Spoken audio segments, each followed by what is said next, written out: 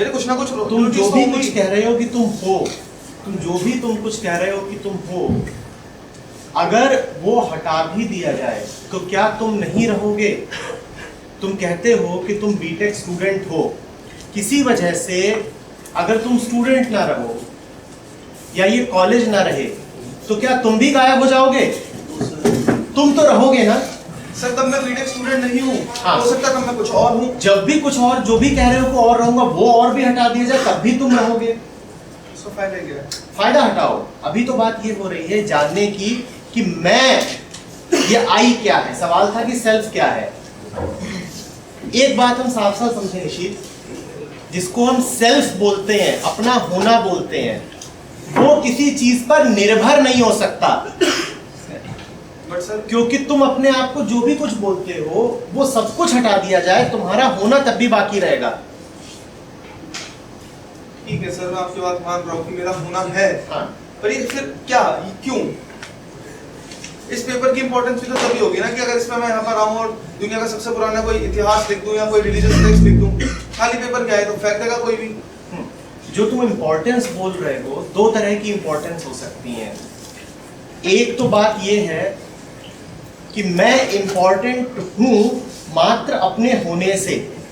दूसरा यह है कि मैं इंपॉर्टेंट इसलिए हूं क्योंकि मैं कुछ और हूं। फॉर एग्जाम्पल बीटेक स्टूडेंट, अगर मैं बीटेक स्टूडेंट हूं तो मेरी इंपॉर्टेंस किसी और पे निर्भर है, ठीक है ना? कल को किसी की गलती से ही सही मुझ पे एक झूठा आरोप लग गया और मैं बीटेक स्टूडेंट नहीं रहा तो मेरी सारी इंपॉर्टेंस खत्म। हम कैसा जीवन जीना चाहते हैं जिसमें हमारी महत्ता किसी के हाथों में है, किसी और पे निर्भर है, या ऐसा जीवन जिसमें कि हमारी महत्ता, हमारा होना किसी पे निर्भर नहीं करता, वो बस है, अपने आप में है। सर ऐसी एक और डाउट है कि वही बात है कि अगर मैं चल भी रहा हूँ, फॉर एग्जांपल मैं आपको देखिए वही है कि आई नो माई सेल्फ और ये सब जो बातें करते हैं बच्चे डीपी में, मैं चल रहा हूँ, मैं रोड पे चल रहा हूँ, तो मेरा रोड पे चलना भी तो रोड ऑब्जेक्ट है, रोड की वजह से है। तो अब क्या कह रहे हैं कि मैं खड़ा हो जाऊँ, कुछ करूँ ना लाइफ में? तुम रोड पर चल रहे हो, ठीक है, तुम रोड पर चल रहे हो, पर तुम रोड तो नहीं हो गए ना। रोड नहीं भी है, पगडंडी भी आ गई तो इससे तुम्हारी महत्ता तो कम नहीं हो गई ना। रोड आती जाती रहती है, तुम हो कि नहीं हो, तुम हो या नहीं हो, तुम्हारा होना प्राथमिक है, प्राइमरी है, किसी भी और चीज के होने से इंडिपेंडेंट है। आज तुम यहां बैठे हो, कल तुम कहीं और बैठ जाओगे, जगह बदल गई, क्या तुम भी बदल गए? सर लेकिन जगह के मुताबिक तो हम भी बदलेंगे ना। क्या बदल जाते हो वास्तव में? अगर तुम जगह के मुताबिक बदल गए होते तो जगह बदल रही है ये कौन जानता? देखो, दो बॉडीज अगर सेम वेलोसिटी से चल रही हैं तो क्या वो जान पाएंगी कि हम दोनों चल रहे हैं? एक चीज बदल रही है और दूसरी चीज उसको बदलता हुआ जान रही है, इसका क्या मतलब है कि पहली चीज स्टेशनरी है, सब कुछ बदल सकता है और तुम उस बदलाव को जानते हो कि नहीं जानते हो? यानी कि तुम स्टेशनरी हो। अगर तुम भी उसके साथ बदल रहे होते तो रिलेटिव वेलोसिटी कितनी हो जाती? यानी तुम जो हो इस सब बदलाव के केंद्र में हो और तुम नहीं बदल रहे। मैं तुमसे पूछता हूं निशित, तुम बच्चे थे कभी? बचपन आया और चला गया। अगर तुम बच्चे ही होते तो बचपन के साथ तुम भी मर गए होते, पर बचपन आया और चला गया, तुम हो, तुमने बचपन को आते भी देखा, तुमने बचपन को जाते भी देखा, तुम स्थायी हो कि नहीं हो? आज तुम जवान हो, तुम देख रहे हो कि हाँ ये अवस्था आई, ये जवानी आई और ये चली भी जानी है, ये भी तुम देखोगे। अगर तुम ये कहते हो कि I am a young man, तो फिर जिस दिन यूथ नहीं है उस दिन तुम्हें मर जाना चाहिए। If A is B, then when B disappears, A must also disappear. If you say I am a young man, then you are not going to remain young forever, are you? एक दिन आएगा जब तुम कहोगे I am no more a young man. ठीक है sir, सारी बात मान ली कि मैं हूँ जो देख रहा हूँ कि मेरे आगे कैसे सिचुएशंस में बदलाव आया। मैं हूँ देख रहा हूँ कि एक समय मैं बीटेक में आया था, पहले दिन कितना इमेच्योर था, चीज़ों को कितना लाइटली लेता था, यहाँ पे आके सिर्फ इसी बात से खुश हुआ था कि घर से दूर आ गया, फ्रीडम मिल गई। और वहाँ ये भी देख रहा हूँ कि उसी समय मैं कितना ध्यान लगा रहा हूँ, नौकरी चाहिए, सब कुछ चाहिए सर, सब कुछ चाहिए यहाँ पे, तो मैं वो भी देख रहा हूँ कि उसके लिए मैं मेहनत कर रहा हूँ। ठीक है कि ये तो यही तो मैं सेल्फ हूँ, बस यही है, बस यही है, यही आखिरी बात है कि मैं वो हूं जो ये सब देख रहा हूं। जो तुम्हारे शब्द हैं कि मैं वो हूं जो ये सब देख रहा हूं, मुझे इससे चिपक नहीं जाना है। यही बात जो अभी अभी मैंने अनुभव करी, जानी कि मैं ये सब होता हुआ देख रहा हूं। ये सब आती जाती चीजें हैं जिन्हें ऑब्जेक्ट्स बोलते हैं। हम अक्सर बात करते हैं ना, things, thoughts, people, places, moments, ये सब क्या होते हैं? ऑब्जेक्ट्स होते हैं। ये आते जाते रहते हैं और मैं क्या हूं? मैं सब्जेक्ट हूं जो इनका आना जाना देख सकता है। Am I right? Am I understanding this? Yes, yes. हाँ? जगहें बदलती हैं, तुम तो नहीं बदल गए जगह के साथ। क्षण आया, क्षण चला गया, लगातार आ रहा है, लगातार जा रहा है, ठीक है ना? अगर तुम भी उसके साथ चले गए होते तो फिर जानने वाला कौन रहता? बीते हुए क्षण के साथ तुम तो नहीं चले जाते, चले जाते हो। फर्स्ट ईयर गया, सेकेंड ईयर गया, उसके साथ तुम तो नहीं चले गए। तुम हो कि नहीं हो? सर जैसे बचपन से एक चीज सुनता हूँ कि एक समय में एक ही काम करते हो, तो मेरे दिमाग में एकदम से डाउट ये आ रहा है इस समय कि या तो मैं देख ही सकता हूँ कि क्या हो रहा है, या मैं कुछ एक्शन नहीं कर सकता। बहुत बढ़िया, बहुत बढ़िया। देखना, ये जिस देखने की बात हो रही है वो अपने आप में कोई एक्शन नहीं है। ऐसा नहीं है कि मैं 5 काम 7 काम करता रहता हूं और ये जो देखना है ये 8वां काम है कि अभी तुम क्या कर रहे हो।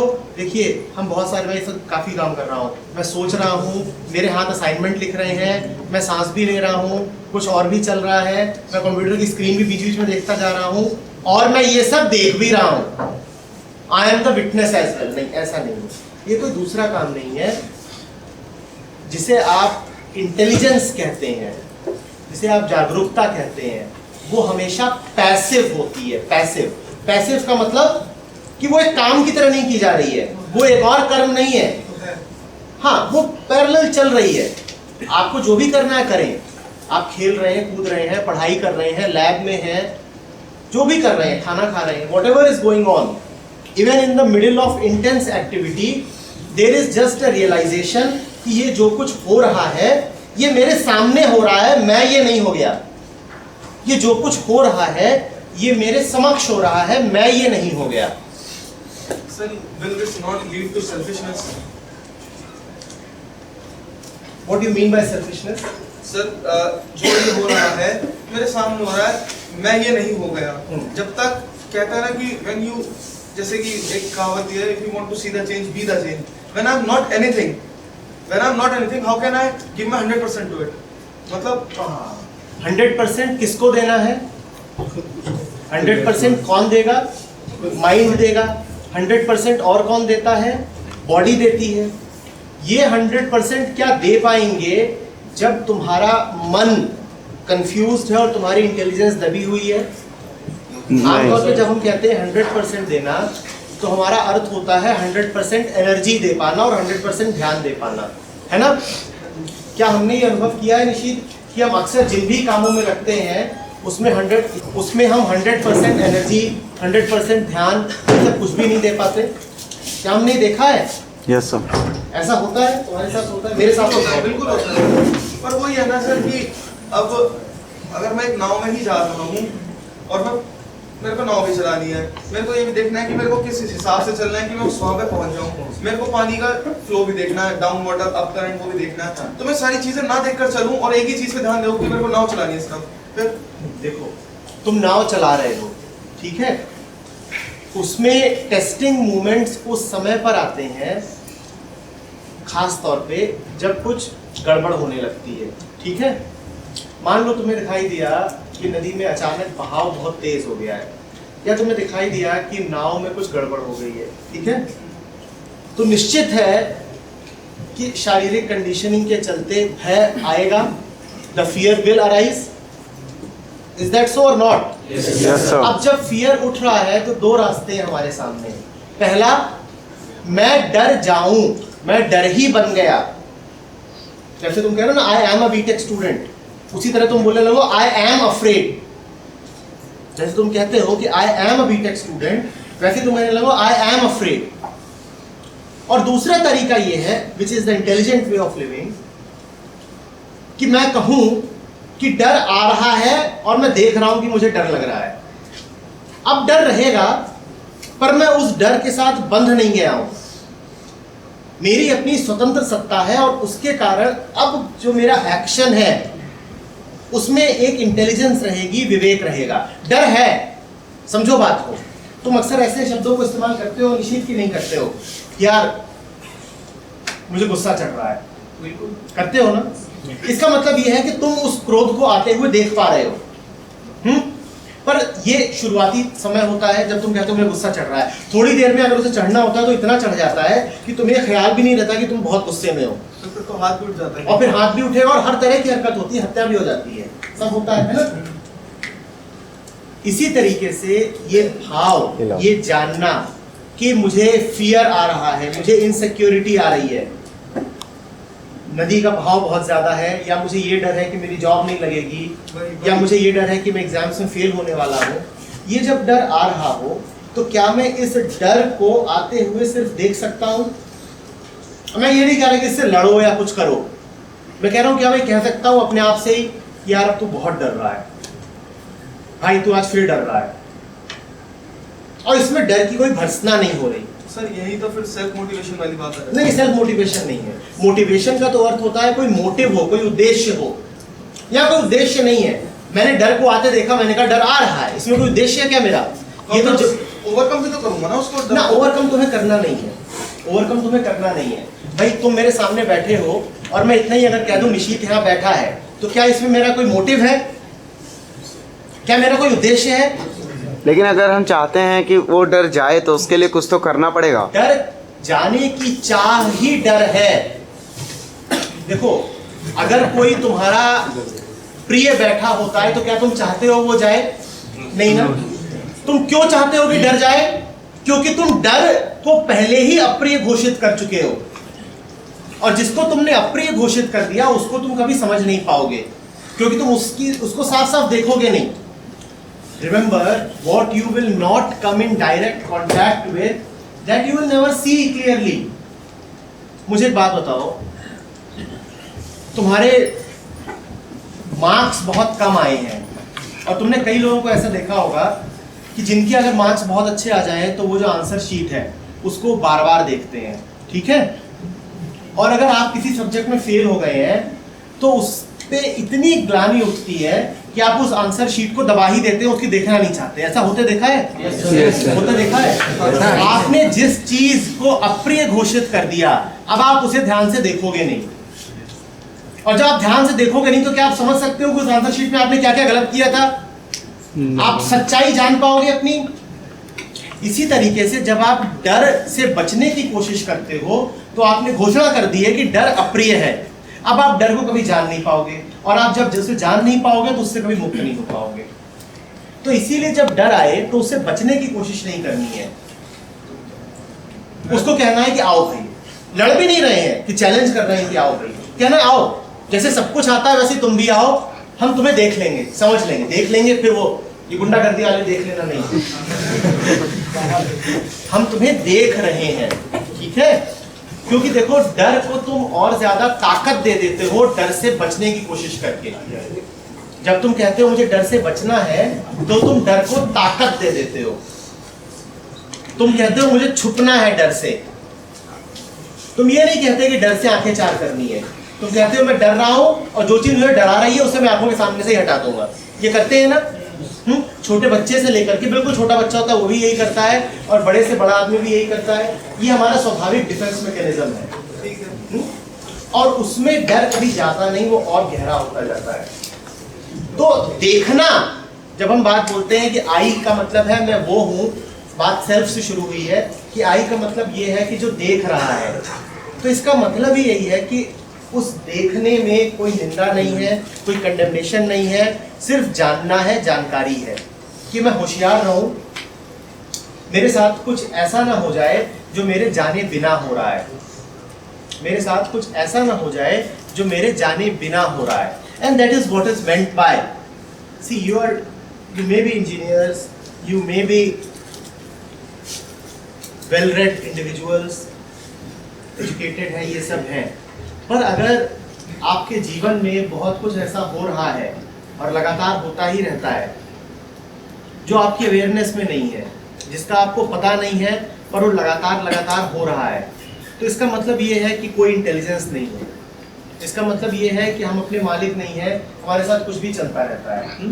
एक प्रोजेक्टर चल रहा है और देखिए कितनी खूबसूरती से चल रहा है, एक बढ़िया ब्रांड है इसका, जो इसे करना है वो कर रहा है कि नहीं कर रहा है, वहां से लाइट फेंक रहा है और बिल्कुल एक सही दायरे में रोशनी पड़ रही है। हाँ, इसमें जो कुछ भी लिखा हुआ है बिल्कुल ठीक लिखा है ना, लिखा है कि नहीं लिखा है? हाँ, पर इस प्रोजेक्टर को क्या ऑप्टिक्स के सिद्धांतों का कुछ भी पता है?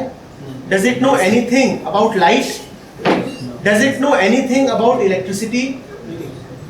Does it know anything about electronics? पर काम करे जा रहा है। सो निशित, व्हेन आई से दैट मैं हूं, सेल्फ, आई का मतलब ही है जानना, तो उसका मतलब ही यही है कि मैं इस प्रोजेक्टर जैसी जिंदगी ना बिताऊं कि जो काम तो करता रहता है पर जानता कुछ नहीं है, बहुत एफिशिएंटली काम कर रहा है, उसकी पूरी प्रोग्रामिंग है और वो अपना जीवन बिता देगा बिल्कुल प्रोग्रामिंग में चल के। बाहर से कोई देखेगा तो कहेगा वाह कितनी बढ़िया जिंदगी है। एक चीज से भी तो हो सकती है ना कि ये प्रोजेक्टर चल रहा है और ऐसा भी हो सकता है कि रेयर मोमेंट्स को इसको एकदम आइडियल कंडीशंस दी जाए तो 100% एफिशिएंसी से चल जाए। ठीक है, 100% एफिशिएंसी चल गया, यहाँ पे चल रहा है, सब कुछ हो रहा है। अब इसमें मैं इंटेलिजेंस का वर्ड यूज नहीं करूंगा, लेकिन इसमें अगर कुछ इसकी क्वेश्चनिंग अराइज हो जाए, ठीक है, कि व्हाट एम आई, मैं ऐसा ही क्यों, ये है वो है, और इसको कुछ आंसर्स ना मिले, कंफ्यूज स्टेट में। अब कंफ्यूज स्टेट में इंसान क्या होता है, इधर उधर की हरकतें करता है, तो हो सकता है कंफ्यूज स्टेट में इसकी एफिशिएंसी 100 के 10% भी ना हो, लेकिन इस स्टेट में कम से कम 100% एफिशिएंसी तो ऐसा वो इसके किस काम की है? वो एफिशिएंसी होगी 100%, उससे इस प्रोजेक्टर को कोई लाभ हो रहा है? दुनिया भर के ऑब्जेक्ट्स को लाभ हो रहा है इसकी दृष्टि में, तो तुम, मैं, निशीत सब ऑब्जेक्ट्स है ना, हमें लाभ हो भी रहा है, तो इसको क्या मिला? वही सेल्फिशनेस वाली बात आ गई। हाँ ठीक है, वो तो है ही है। तो अभी यहाँ पे हम अपनी ही बात करने आए हैं, अपनी ही बात करने आए हैं। ठीक है, बताओ क्या कह रहे हैं आप? इसको ये तक पता नहीं है कि इससे दूसरों को लाभ हो रहा है। क्या इस प्रोजेक्टर को ये भी पता है कि चलो मैं नहीं जानता तो नहीं जानता, पर मुझसे दूसरों को तो फायदा है? क्या इस प्रोजेक्टर को इतना भी पता है? उसे इतना भी नहीं पता। जो आदमी खुद को नहीं जानता वो ये भी नहीं जान पाएगा कि दूसरों का हित किसमें है। बात ठीक है कि नहीं? क्योंकि ये प्रोजेक्टर खुद को नहीं जानता, ये भी नहीं समझ सकता कि दूसरों का हित किसमें है। तो सेल्फिशनेस कैसी? सेल्फिशनेस तो बहुत बढ़िया बात है। पहले मैं अपना हित जानूं, मुझ में कुछ आए, उसी से तो दूसरों को मिलेगा। ठीक है, आपका कहने का मतलब ये है। तो यानी यहाँ पे कहने का मतलब है कि मैं एक फॉर एग्जाम्पल प्रोजेक्टर, मैं एक बीटेक स्टूडेंट हूँ, मैं पढ़ रहा हूँ, मेरा इस वक्त पर्पस क्या है, मेरा मोटिव क्या है? सबसे पहली चीज़ तो मेरा काम ये है पढ़ाई करना। मुझे ये पर्पस पता है कि अगर मैं अच्छे से पढ़ाई करूँगा, एक अच्छा इंजीनियर बनूंगा, तो सोसाइटी को अच्छी तरीके से सर्व कर सकूँगा। तो यानी कि मैंने अपना पर्पस जान लिया, अपना हित जान लिया, मेरा हित इसमें है कि मैं अच्छे से पढ़ाई करूँ, और उसके बाद इस सोसाइटी का हित इसमें है कि वो मुझसे जितना ज़्यादा हो सके उतनी सर्विसेज ले सके। तो इसके बाद फिर और क्या जानने के लिए रह जाता है सेल्फ के लिए? करीब करीब वहां पर आ रहे हो। हालांकि जो तुमने इसमें एक दो बातें जोड़ दी हैं उसको थोड़ा सा और समझना पड़ेगा, वो वैसी है नहीं जैसी तुम कह रहे हो, लेकिन मूलतः तुमने जो बात कही है वो ठीक है। लेकिन उसमें तुमने जो पर्पस वाली बात जोड़ी, और भी तो उसको तुम्हें थोड़ा और समझना पड़ेगा। मूलतः जो बात कही वो ठीक है। वो ये कह रहा है कि समाज की हम बात बहुत करते हैं, पर समाज को भी मैं कैसे कुछ दे पाऊंगा अगर मैं ही एक अच्छा इंजीनियर नहीं हूं। वो ये कह रहा है कि अगर मेरी जेब में कुल 10 ही रुपए हैं, बात समझ में आ रही है? मेरी जेब में अगर कुल 10 ही रुपए हैं, तो क्या मैं किसी को 1000 रुपए बांट सकता हूं? किसी को कुछ दे पाऊं उसके लिए पहले मेरे पास कुछ होना चाहिए कि नहीं? एक मिनट बंद करिए। जब भी क्योंकि आई की बात होती है तो हमें अचानक से डर लगने लग जाता है कि ये कुछ सेल्फिशनेस की बात हो रही है। होता है कि नहीं? Yes sir. कि ये तो सेल्फ की बात हो रही है, और सेल्फ याद आते ही हमें याद आता है सेल्फिश। पर इतना स्पष्ट समझिए कि जब आपके पास कुछ नहीं है तो आप किसी और को देंगे क्या, और उसका कन्वर्स भी उतना ही सच है। जो मेरे पास है वो मैं दूसरों को दे के रहूंगा। मैं भी आपसे बात कर रहा हूं, अगर मैं कंफ्यूज हूं निशीत तो मैं इनमें क्या बांटूंगा? कंफ्यूजन। अगर मुझ में क्लैरिटी है तो मैं इनमें क्या बांटूंगा? जो आप में है वो आपके आसपास के वातावरण को मिलके रहेगा। तो आप ये चिंता ना करिए कि मुझसे बट रहा है कि नहीं बट रहा, बटना तो स्वभाव है। We all live in relationships.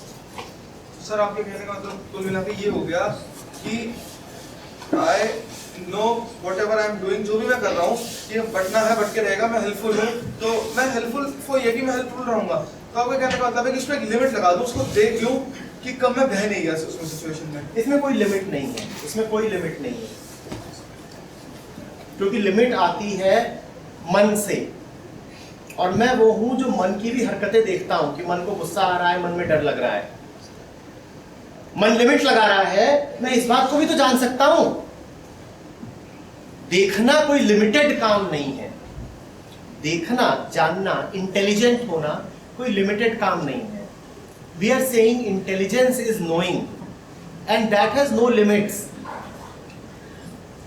अक्सर होता क्या है कि हम आईक्यू और इस तरह की बातें करते हैं और सोचते हैं कि वो हमारी इंटेलिजेंस की लिमिट है। Are you getting it? हम आईक्यू की बात करते हैं, इसकी बात करते हैं, उसकी बात करते हैं, कहते हैं इंटेलिजेंस की लिमिट है। नहीं, वो सब आंकड़े हैं, मानसिक चीजें हैं, उनका इंटेलिजेंस से कोई ताल्लुक नहीं है। Intelligence is always unlimited. Intelligence is my awareness. Intelligence is not your awareness, intelligence is awareness. When you say your, again you have put a limit. मतलब आप कह रहे हो कि खुला मैदान है और वो है खुला मैदान है जिसमें आप सभी कुछ जान रहे हो, कोई उसमें कहीं पर बैरियर नहीं लग गए हैं कि इसके आगे है, इसके आगे नहीं है, ऐसा है, ऐसा नहीं है। हाँ बोलो। आपने बोला कि मैं अपने आप को ये ना समझूं कि मैं एक बीटेक स्टूडेंट हूं, या मेरा ऐसा कोई आइडेंटिफिकेशन नहीं होना चाहिए कि मैं बीटेक में ही हूं, या इससे कुछ अलग होना चाहिए। तो क्या सर मैं ये कभी फील कर पाऊंगा कि मैं बीटेक स्टूडेंट नहीं हूँ, मैं इस समय मैं बीटेक स्टूडेंट हूँ, कहीं पर मैं लड़का होऊंगा, कहीं पर टीचर होगा, मैं अलग अलग जगह पे अपने को अलग अलग तरीके से रिप्रेजेंट करूँगा। मैं ये बोलूँगा कि आज यहाँ पर मैं किसी का भाई हूँ, मैं किसी का बेटा हूँ, मैं किसी का स्टूडेंट हूँ, मैं किसी के लिए टीचर हूँ। जब तक कि मेरी बॉडी नहीं खत्म हो जाती, मैं कुछ ना कुछ तो होऊंगा और उसी के तरीके से अपने को रिप्रेजेंट करूँगा। मान लीजिए मैं कहता हूँ कि मैं कुछ भी नहीं कर रहा हूँ, इस समय मैं एकदम बिस्तर पर पड़ा हूँ, एटलीस्ट बिस्तर पे तो पड़ा हूँ, एटलीस्ट सांस तो ले रहा हूँ, कुछ ना कुछ तो उस समय भी मैं हूँ। तो मैं ये कैसे समझूँ कि मैं मतलब कि इन सब चीज़ों से अटैच हो ही नहीं सकता। क्या नाम है तुम्हारा? सर अनूप कुमार मिश्रा। अनु, देखो पहली बात तो ये कि तुम अभी ये रियलाइज कर रहे हो कि मैं हर क्षण पे कुछ ना कुछ होता जरूर हूं, ठीक है ना? इसका मतलब यही है कि तुम उससे हटकर कुछ हो। बात समझ रहे हो? तुम अभी कह पा रहे हो ना कि मैं कभी एक बेटा होता हूं, कभी कुछ होता हूं, कभी कुछ होता हूं। यानी तुम जान रहे हो कि तुम अलग अलग समय पे अलग अलग रूप पकड़ के रखते हो। मतलब तुम ये भी जान रहे हो कि रूप मात्र है, तुम वो नहीं हो। तो तुम्हारे कहने में ही पहली बात ये निहित है कि मैं समझ रहा हूं कि मैं हूं नहीं। तो तुम्हारा असली सवाल ये है कि उसके बिना काम कैसे चले। हर समय कुछ ना कुछ तो मुझे पकड़ के रखना ही है। तो उसको तुम्हें देखना होगा कि जो तुमने पकड़ रखा है वो स्वेच्छा से पकड़ रखा है, और वो स्वेच्छा तुमने इसलिए लाई है, वो स्वेच्छा तुमने इसलिए है क्योंकि तुम्हें लगता है कि उससे तुम्हें कोई फायदा हो रहा है। जब तुम देखोगे कि उसका तुम्हारे जीवन पे प्रभाव क्या होता है तो पकड़ना अपने आप छूट जाएगा। तुम मुझसे थोड़ा सा दूर खड़े हो जाओगे। मैं ये नहीं कह रहा हूं कि तुम ये कहना शुरू बोल दोगे कि अभी कहते हो कि I am a BTech student और फिर तुम कहने लग जाओगे कि I am not a BTech student. नहीं, बीटेक स्टूडेंट तुम अभी भी हो और आगे भी कहोगे कि I am a BTech student, पर तुम अपनी उस पहचान से एक कदम पीछे खड़े रहोगे। तुम अपनी उस पहचान से जरा सा एक कदम के फासले पर खड़े रहोगे। ये कब होगा? जब तुम ये जान पाओगे कि इस तरह की पहचान तुम्हारे जीवन के साथ क्या कर रही है, जब तुम्हें ये स्पष्ट होगा कि अपने आप को इस तरीके से दायरों में बांध के तुम अपने जीवन के साथ क्या कर रहे हो, तुम कर ये रहे हो कि तुम कभी भी पूरे नहीं हो पाते और तुम हमेशा हमेशा हर जगह एक ऐसी पहचान को ढोते हो जो तुम्हें बाहर से मिली है। सर जैसे इस वक्त मैं इस रुको रुको, अभी पूरी नहीं हुई ये बात। तुम कहते हो कि तुम ये हो, तुम वो हो। हम में से कितने लोग अपनी मर्जी से पैदा हुए थे? हम में से कितने लोगों ने अपने माँ बाप चुने थे? ये सब चीजें बाहर से आ रही हैं। धर्म कितने लोगों ने चुना है यहाँ पे बिल्कुल कंसिडरेशन के साथ कि ये 5 है उपलब्ध और मैं ये चुनता हूं? ये सब कुछ बाहर से आए हैं और बाहर से तुम्हारे ऊपर आरोपित हो गए हैं एक ऐसे समय में जब तुम जागरूक नहीं थे, बहुत छोटे थे, तुम्हारे पास विवेक का कोई साधन नहीं था। बात समझ में आ रही है? Yes sir. इसमें कितनी होशियारी है कि आज मान ही लिया जाए कि मैं ये हूं और मानते रहो, फिर वो एक मुखौटे वाली बात होगी क्योंकि वो बाहर से आया है। जो कुछ बाहर से आया वो एक मुखौटा है, तुम्हारा असली चेहरा नहीं हो सकता।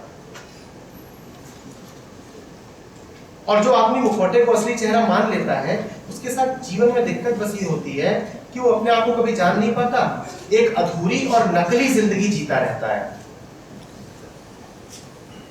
बात समझ रहे हो? जब तुम कहते हो मैं एक बेटा हूं तो समझो तो कि उसका परिणाम क्या होता है। अब तुमने अपने चारों ओर एक दीवार खड़ी कर ली है कि ये मेरा परिवार है, परिवार से बाहर जो है वो अलग है। और अब तुम बाहर वालों को बाहर वालों की तरह देखोगे और भीतर वालों को भीतर वालों की तरह, और दोनों को ही जान नहीं पाओगे।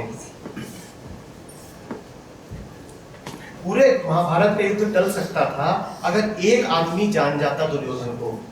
सब जानते थे कि वो क्या कर रहा है, उसकी हरकतें और नियत सबके सामने स्पष्ट थी, पर एक आदमी के सामने स्पष्ट नहीं थी, धृतराष्ट्र, क्योंकि वो पिता था और वो पिता की तरह देख रहा था, पिता की आइडेंटिटी, पिता की पहचान के साथ देख रहा था। जब भी तुम किसी पहचान के साथ जीवन जीते हो उसका परिणाम तुम्हारे लिए और दूसरों के लिए हमेशा बुरा होता है, हमेशा। उसी पहचान का नतीजा है हर तरीके का राष्ट्रवाद, आतंकवाद, हर तरीके की बाउंड्रीज, धार्मिक, जातिगत, आर्थिक, राजनीतिक, और तुमने पहचानें बना रखी हैं कि मैं तो ये हूं और इसके आगे मैं कुछ हो नहीं सकता। और वो सारी पहचान बाहर से आई है, संयोगवश है। यहां न पैदा होते, कहीं और पैदा होते तो कुछ और पहचान बन जाती तुम्हारी। और तुम्हारा पैदा होना भी हम सबका ही, उसमें भी संयोग का कितना हाथ है हम सब जानते हैं। और इन सब चीजों को हमने मान रखा है कि ये हम यही तो हैं। आप बड़े गर्व से कहते हो मैं भारतीय हूं, और आज आप लगे हुए हो कि किसी तरह से कराची, लाहौर पे बम गिरा देना, कुछ हो जाए, अभी घटना हो जाए जैसी बॉम्बे में हुई थी, आप बिल्कुल चाहते हो वहां पे कर दें। 60 साल पहले तक वो भी आपकी पुण्य भूमि थे। भगत सिंह ने कराची और लाहौर के लिए भी जान दी थी, सिर्फ दिल्ली और बंबई के लिए तो नहीं दी थी। जब भगत सिंह फांसी पे चढ़े थे तो कराची और लाहौर के लिए भी चढ़े थे, और तब आप कहते थे वही मेरा देश है। ये सब संयोगवश घटनाएं हैं जो होती रहती हैं। जब आप उनके साथ अपनी पहचान बना लेते हो तो आप कुछ नहीं जान पाते। एक और उदाहरण देता हूं। दुनिया की सबसे बेहतरीन फिल्में, मूवीज बनती हैं अंग्रेजी भाषा में, जापानीज में, फ्रेंच में, पर चूंकि आपने अपनी पहचान बना रखी है कि मैं हिंदी भाषी हूं तो आप उन्हें नहीं देखते, आप कोशिश भी नहीं करते देखने की। उनमें से कईयों के डब्ड वर्जन अवेलेबल भी हों, जो आप थोड़ी कोशिश करें इधर जाए उधर जाए तो मिल भी जाए तो भी आप नहीं देखते। पर आपने पहचान बना रखी है कि मैं तो भारतीय हूं और हिंदी भाषी हूं, तो आपके मन में कोई विशेष संकल्प भी नहीं उठता कि मैं देखूं कि एक नई फ्रेंच फिल्म आई है या कि एक जापानीज को विदेशी भाषा, विदेशी फिल्म के लिए ऑस्कर मिल गया है तो मैं जानूं कि क्या है। और आप अपने जीवन को बड़ा अधूरा और बड़ा नकली बना के रखते हो। उसको कहते हैं संकीर्णता।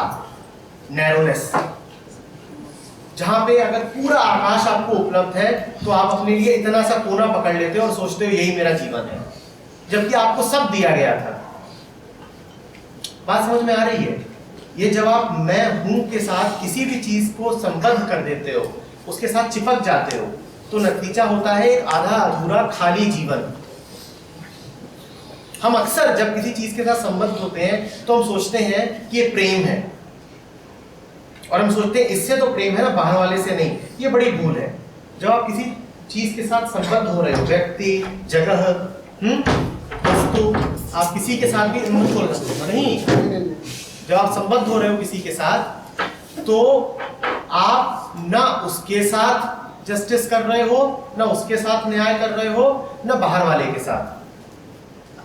सर मैं इस पहचान को अपनी स्वेच्छा से कैसे छोड़ सकता हूँ? जब तक कि मेरी डेथ नहीं होगी ये पहचान नहीं जाएगी। जैसे मैं यहाँ पे बोल रहा हूँ, क्या मैं ये बोलूँगा कि ना तो मैं लड़का हूँ, ना तो स्टूडेंट हूँ, ना कुर्सी हूँ, ना मेज हूँ, ना प्रोजेक्टर हूँ, ना कैमरा हूँ, कुछ भी नहीं हूँ, फिर भी मैं बोल रहा हूँ। मैं कुछ ना कुछ तो हूँ। ये बात अभी हमने कही थी कि हमें ये नहीं कहना है कि I am a BTech student, और ये भी नहीं कहना है कि I am not a BTech student. मैं अपने को आइडेंटिफाई ठीक है, बात समझो। मैं अपने को आइडेंटिफाई करूं ये आवश्यक नहीं है। In a particular situation this is demanded. निश्चित रूप से अगर मैं किसी जॉब इंटरव्यू में गया हूं, वहां मुझसे पूछा जाएगा so what are you doing, तो मैं यही कहूंगा आई एम डूइंग बीटेक। ठीक है, पर मुझे ये पता रहे that this is just an incidental thing, मैं ये नहीं हूं। और ये कोई फिलॉसफी की बात नहीं है, ये कोई थ्योरेटिकल बात नहीं है। It has a major impact on life.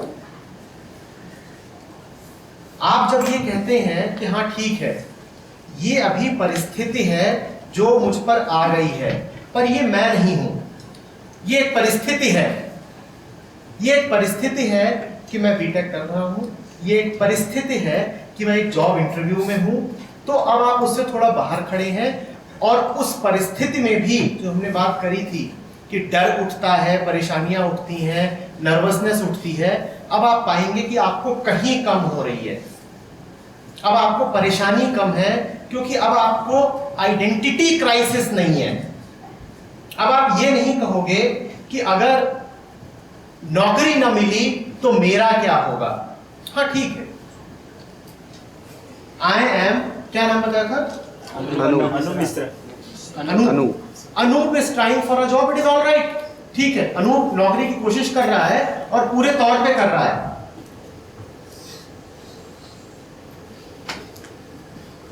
करने दो। अगर मान लीजिए मैं अपने आप को एक अंधेरे कमरे में, आप ये बोल रहे हो कि तुम दुनिया के लिए समझो कि मैं तुम्हारे लिए स्टूडेंट हूँ, तुम्हारे लिए बेटा हूँ, तुम्हारे लिए ये ऐसे ऐसे, और लेकिन तुम अपने मन में ये क्लैरिटी रखो कि तुम अपने लिए कुछ नहीं हो। ठीक है? नहीं, मैं ये नहीं कह रहा। मैं ये नहीं कह रहा हूं कि तुम ये समझो कि तुम वो समझो। वो सच ही है, ऐसा जानो। ये समझने की बात नहीं है कि मैं कल्पना कर रहा हूं। मैंने ये मेरी फीलिंग हो सकती है कि मैं वो जानूं। तो ये फीलिंग नहीं है ना। एक्चुअल कहाँ हो सकता ना, ग्रेविटेशन होता है तो तुम्हारी फीलिंग नहीं होती, वो एक्चुअल ही है। अभी हम यहाँ रियल चीजों की ही बात कर रहे हैं। यहाँ पर ये सब जो बातें हैं वो काल्पनिक नहीं है, उनमें कोई आइडियल नहीं है। We are talking reality, and this is as real, the laws of existence are as real as the laws of science. It is just that our education is such that we have been trained in science and all the laws have been explicitly told to us. तो हम कभी सवाल नहीं करते कि gravity 9.8 ही क्यों है, या कि थर्मोडायनेमिक्स मैं नहीं मानता। आप मानो ना मानो, ऐसा तो होगा ही होगा, आपके मानने की बात नहीं है। वो जान के नियम लिखे गए हैं, वो नियम हैं, उन्हें जाना बस गया है, इसीलिए उसे डिस्कवरी बोलते हैं। आविष्कृत नहीं है कि किसी के दिमाग की उपज है। क्या न्यूटन ने ग्रेविटी पैदा करी थी? क्या न्यूटन ने ग्रेविटी पैदा करी थी? ग्रेविटी तो न्यूटन से पहले भी थी, न्यूटन के बाद भी थी, उसने जाना बस। तो बात यहां पर यही हो रही है कि लॉज ऑफ माइंड, और हम मन में ही जीते हैं लगातार। लॉज ऑफ माइंड जो है उनको जानो। ये जो तुम्हारी आईनेस है, ये जो सेल्फ है जिसके तुम लगातार जीते रहते हो, आई, कोई भी तुम सेंटेंस शुरू करो, कोई भी बात करो, जल्दी से जल्दी उसमें आई आ ही जाता है ना। उसको जानना, ये बात नहीं है कि अच्छा ठीक है मैंने ऐसा मान लिया कि मैं ये नहीं, मानने की बात नहीं हो रही है। You have to observe and see for yourself कि ऐसा ही है, ऐसा नहीं है कि मैंने मान बस लिया है। And that is called attention, उसे ध्यान कहते हैं। In attention I see the reality of things, कि ऐसा ही तो है, ये कोई कल्पना नहीं है मेरी।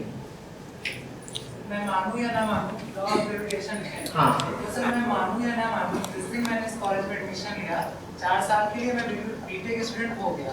मैं मानूं या ना मानूं, मैं अपने फैमिली का कुछ ना कुछ पार्ट्स में रोल अलग। आदमी अकेला है बेटा, आदमी में और न्यूटन्स बॉल्स में एक अंतर है। आदमी अकेला है जो 2 तलों पे जी सकता है। उदाहरण के लिए तुम यहाँ पर खड़े हो, पर तुम अपने आप को ऑटो हिप्नोटाइज कर सकते हो और ये मान सकते हो कि तुम घर में हो। सच तो ये है कि अभी भी अगर यहाँ पे 150 लोग बैठे हैं तो उनमें से बहुत सारे ऐसे हैं जो यहाँ पर नहीं हैं। मानते हो कि नहीं? Yes, sir. आदमी अकेला जीव है जिसके पास ये काबिलियत है कि वो रियलिटी में होते हुए भी अपने लिए एक अनरियल वर्ल्ड क्रिएट कर सकता है। उसको बोलते हैं thought and imagination, which is the work of mind. That is the only work of mind. जब मन की बहुत कंडीशनिंग हो जाती है सालों सालों तक, वो सिर्फ थॉट्स में जीता है, इमेजिनेशन में जीता है। और हम में से आधे लोग ठीक इस वक्त भी उसी में होंगे। बीच बीच में आपने पाया होगा कि आपका मन कहीं और पहुंच जाता है। इस समय भी मुश्किल से आधे लोग होंगे जो सिर्फ सुन रहे होंगे, बाकी आधे किसी न किसी कल्पना में होंगे, भविष्य से संबंधित, अतीत से संबंधित, कोई काम चल रहा होगा मन में, कोई विचार आ रहा होगा, कोई तुलना हो रही होगी। बात समझ रहे हो?